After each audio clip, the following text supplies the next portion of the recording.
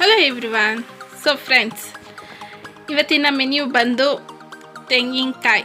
So ನಾನು already next ಓದ್ ವಿಡಿಯೋದಲ್ಲೂ ಹಾಕಿದ್ದೆ.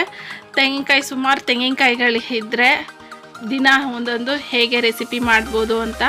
ಸೊ ಇವತ್ತು ಅದೇ ತೆಂಗಿನಕಾಯಿನ ಯೂಸ್ ಮಾಡಿಬಿಟ್ಟು ದೋಸೆ ಮಾಡ್ತಾಯಿದ್ದೀನಿ. So welcome to Spirit Wonder. ಎಲ್ಲರೂ ಹೇಗಿದ್ದೀರಾ? ಎಲ್ಲರೂ ಚೆನ್ನಾಗಿದ್ದೀರಾ ಅಲ್ವಾ? ಸೊ ಇನ್ನೂ ನೀವು ನನ್ನ ಚಾನಲ್ನ ಸಬ್ಸ್ಕ್ರೈಬ್ ಮಾಡಿಲ್ಲ ಅಂದರೆ ಈ ಕೂಡಲೇ ನನ್ನ ಚಾನಲ್ನ ಸಬ್ಸ್ಕ್ರೈಬ್ ಮಾಡಿ, ಹಾಗೆ ಕೊನೆವರೆಗೂ ಈ ವಿಡಿಯೋನ ನೋಡಿ, ಎಲ್ಲೂ ಸ್ಕಿಪ್ ಮಾಡಬೇಡಿ. ಏನೇನು ಇಂಗ್ರೀಡಿಯೆಂಟ್ಸ್ ಬೇಕು ಅಂತ ನೋಡ್ಕೊಬರೋಣ.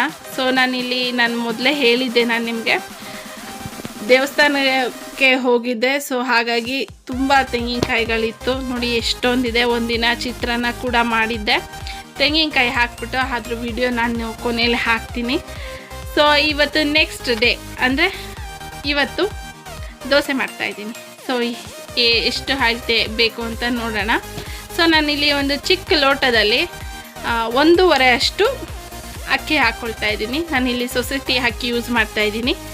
1/4 ಪಾವಷ್ಟು ಉದ್ದಿನಬೇಳೆ ಹಾಕ್ತಾಯಿದ್ದೀನಿ.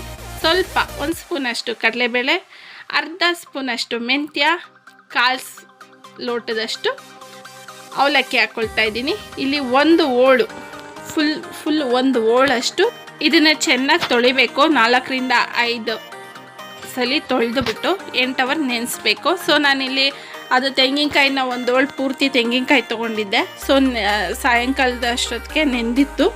8 ಅವರ್ ಆದಮೇಲೆ ನಾನು ಇದನ್ನು ರುಬ್ಕೊಳ್ತಾ ಇದ್ದೀನಿ. ಫಸ್ಟು ನಾನಿಲ್ಲಿ ಅಕ್ಕಿ, ಅವಲಕ್ಕಿ, ಉದ್ದಿನಬೇಳೆ ಎಲ್ಲ ಹಾಕ್ಕೊಂಡಿದ್ನಲ್ಲ, ಅದನ್ನು ರುಬ್ಕೊಳ್ತಾ ಇದ್ದೀನಿ. ನೈಸಾಗಿ ರುಬ್ಕೋಬೇಕು, ತುಂಬಾ ನೈಸಾಗಿ ರುಬ್ಕೋಬೇಕು. ಎಲ್ಲ ರುಬ್ಕೊಂಡು ಆದಮೇಲೆ ನಾನಿಲ್ಲಿ ತೆಂಗಿನಕಾಯಿ ಹಾಕ್ಕೊಳ್ತಾ ಇದ್ದೀನಿ. ನೀವು ಇದಕ್ಕೆ ಈ ದೋಸೆ ತುಂಬ ಸಾಫ್ಟಾಗಿ ಬರುತ್ತೆ. ನೀವು ಇದಕ್ಕೆ ಕೂಟ್ ಕೂಡ ಮಾಡ್ಕೊಬೋದು. ತೆಂಗಿನಕಾಯಿ ಜಾಸ್ತಿ ಇರೋದ್ರಿಂದ ನಾನು ಚಟ್ನಿ ಮಾಡ್ಕೊಳ್ತಾ ಇದ್ದೀನಿ. ಸೊ ತೆಂಗಿನಕಾಯಿ ರುಬ್ಕೊಂಡಾದಮೇಲೆ ಅದಕ್ಕೆ ಇನ್ನೊಂದು ಸ್ವಲ್ಪ ಅಕ್ಕಿ ಎಲ್ಲ ಇಟ್ಟಿದ್ವಲ್ಲ, ಅದನ್ನು ರುಬ್ಕೊಳ್ಳೋಣ. ಚೆನ್ನಾಗಿ ನೈಸಿಗೆಲ್ಲ ರುಬ್ಕೋಬೇಕು. ರುಬ್ಕೊಂಡಾದಮೇಲೆ ನಾನಿಲ್ಲಿ ಉಪ್ಪು ಮತ್ತು ಸೋಡಾನ ಇವಾಗಲೇ ಮಿಕ್ಸ್ ಮಾಡ್ತಾಯಿಲ್ಲ. ನಾನು ಸೋಡಾನೇ ಹಾಕಂಗಿಲ್ಲ. ಈ ದೋಸೆಗೆ ನೀವು ಸೋಡಾನೇ ಹಾಕಂಗಿಲ್ಲ, ಬರೀ ಉಪ್ಪು ಮಾತ್ರ ಹಾಕಬೇಕು. ಸೊ ನಾನು ಇವಾಗ ಚೆನ್ನಾಗಿ ಮಿಕ್ಸ್ ಮಾಡಿಬಿಟ್ಟು ಮಾರ್ನಿಂಗ್ ಬೆಳಗ್ಗೆ ಎದ್ದಾದ್ಮೇಲೆ ತೋರಿಸ್ತೀನಿ ನಾನು ನಿಮಗೆ. ಪೂರ್ತಿ ಹುಳಿ ಬಂದಿರುತ್ತೆ ಹಿಟ್ಟು. ಸೊ ಏನು ಹಾಕಂಗಿಲ್ಲ, ನೀವು ಸೋಡಾ ಹಾಕಬೇಕು ಅನ್ನೋದೇನು ಇರೋದಿಲ್ಲ. ಸೊ ಪೂರ್ತಿಯಾಗಿ ತುಂಬ ಇದಾಗಿರುತ್ತೆ. ಸೊ ಇದನ್ನೆಲ್ಲ ಮುಚ್ಚಿಬಿಟ್ಟು ನಾನು ನಿಮಗೆ ಮಾರ್ನಿಂಗ್ ತೋರಿಸ್ತೀನಿ. ನಾನು ಮಾರ್ನಿಂಗ್ ದೋಸೆ ಹಿಟ್ಟು ಮಾರ್ನಿಂಗಿಗೆ ಫುಲ್ಲು ಉಬ್ಬು ಬಂದಿದೆ, ಚೆನ್ನಾಗಿ ಉಬ್ಬು ಬಂದಿದೆ. ಇದಕ್ಕೆ ನಾವು ಚೆನ್ನಾಗಿ ಮಿಕ್ಸ್ ಮಾಡ್ಕೊಳ್ಳೋಣ.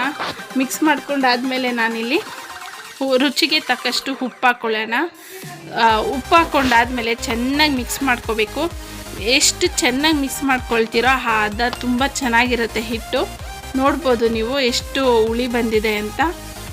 ಉಪ್ಪು ಹಾಕ್ಕೊಂಡಾದಮೇಲೆ ನಾನು ನಿಮಗೆ ಹೆಂಚು ಮೇಲೆ ಹಾಕ್ಬಿಟ್ಟು ನಾನು ನಿಮಗೆ ತೋರಿಸ್ತೀನಿ. ಸಾಫ್ಟಾಗಿ ಎಷ್ಟು ಸಾಫ್ಟಾಗಿ ಬರುತ್ತೆ ಗೊತ್ತಾ ನಿಮಗೆ. ಈ ಕಾಯಿ ಹಾಕಿರೋದ್ರಿಂದ ಟೇಸ್ಟ್ ಕೂಡ ನಿಮಗೆ ತುಂಬ ಚೆನ್ನಾಗಿರುತ್ತೆ. ಜಾಸ್ತಿ ಕಾಯಿ ಇದ್ದಾಗ ಈ ಥರ ಮಾಡಿಕೊಂಡ್ರೆ ಕಾಯಿ ಕೂಡ ವೇಸ್ಟ್ ಆಗೋಲ್ಲ. ನಾನಿಲ್ಲಿ ಆಲ್ರೆಡಿ ಹೆಂಚನ್ನ ಕಾಯಕ್ಕೆ ಇಟ್ಟಿದ್ದೆ. ಸೊ ಒಂದು ಸ್ವಲ್ಪ ಎಣ್ಣೆ ಸವರ್ಬಿಟ್ಟು ಅದಕ್ಕೆ ದೋಸೆನ ಹುಯ್ಕೊಳ್ಳೋಣ. ಸೊ ನೋಡಿ, ನಾನು ಒಂದೇ ತುಂಬ ಸ್ಪ್ರೆಡ್ ಮಾಡೋಕ್ಕೆ ಹೋಗಲ್ಲ. ದೋಸೆ ಥರ ಹಾಕ್ತಾಯಿದ್ದೀನಿ. ಅದ್ರ ಮೇಲೆ ಒಂದು ಸ್ವಲ್ಪ ಎಣ್ಣೆ ಹಾಕ್ಬಿಟ್ಟು ನೀರನ್ನ ಕ್ಲೋಸ್ ಮಾಡೋಣ. ಒಂದು 2 ನಿಮಿಷನೂ ಬೇಡ, 1 ನಿಮಿಷ ಬೇಯಿಸ್ಕೊಂಡ್ರೆ ಸಾಕು. ಸೊ ನೋಡಿ ಎಷ್ಟು ಸಾಫ್ಟಾಗಿ ಎಷ್ಟು ಇದಾಗಿ ಕಾಣಿಸ್ತಾ ಇದೆ ಅಂತ ನೋಡಿ. ತುಂಬ ಸೆಟ್ ದೋಸೆ ಅಷ್ಟು ಸಾಫ್ಟಾಗಿ ಬರುತ್ತೆ. ನಾನು ಇನ್ನೂ 1-2 ದೋಸೆ ಹಾಕಿ ನಿಮಗೆ ತೋರಿಸ್ತೀನಿ ನೋಡಿ. ಇದಕ್ಕೆ ನೀವು ಕೂಟಾಗಿರ್ಬೋದು, ಕಡಲೆಕಾಳು ಕೂಟಾಗಿರ್ಬೋದು, ಚಿಕನ್ ಗೊಜ್ಜಾಗಿರ್ಬೋದು, ಎಲ್ಲದಕ್ಕೂ ತುಂಬ ಚೆನ್ನಾಗಿರುತ್ತೆ. ನಾನು ಮಡ್ಚ ಆದಮೇಲೆ ನಾನಿಲ್ಲಿ ಸೆಟ್ ದೋಸೆನ ನಾವು ತಿರುಗಿಸ್ತೀವಲ್ಲ, ಅದಾದಮೇಲೆ ನಾನಿಲ್ಲಿ ತುಪ್ಪ ಹಾಕ್ತಿದ್ದೀನಿ. ಲಾಸ್ಟಲ್ಲಿ ತುಪ್ಪ ಹಾಕ್ತೀನಿ ಯಾವಾಗಲೂ ನಾನು. ನೋಡಿ, ಲಾಸ್ಟಲ್ಲಿ ನಾನು ಯಾವಾಗಲೂ ತುಪ್ಪ ಹಾಕ್ತೀನಿ. ತುಂಬ ಚೆನ್ನಾಗಿರುತ್ತೆ. ನೀವು ಮಗ್ಚಿ ಹಾಕೋದ್ರಿಂದ ಅದ್ರ ಫ್ಲೇವರ್ ಎಲ್ಲ ತುಂಬ ಚೆನ್ನಾಗಿರುತ್ತೆ. ನೋಡಿ ಎಷ್ಟು ಸಾಫ್ಟಾಗಿ ಬಂದಿದೆ ಅಂತ. ಸೊ ನಿಮಗೆ ಈ ರೆಸಿಪಿ ನಿಮಗೆ ಇಷ್ಟ ಆಗಿದೆ ಅಲ್ವಾ? ಸೊ ಖಂಡಿತ ಮನೇಲಿ ನೀವು ಕೂಡ ಟ್ರೈ ಮಾಡಿ. ಹೇಗೆ ಬಂತು ಅಂತ ನನ್ನ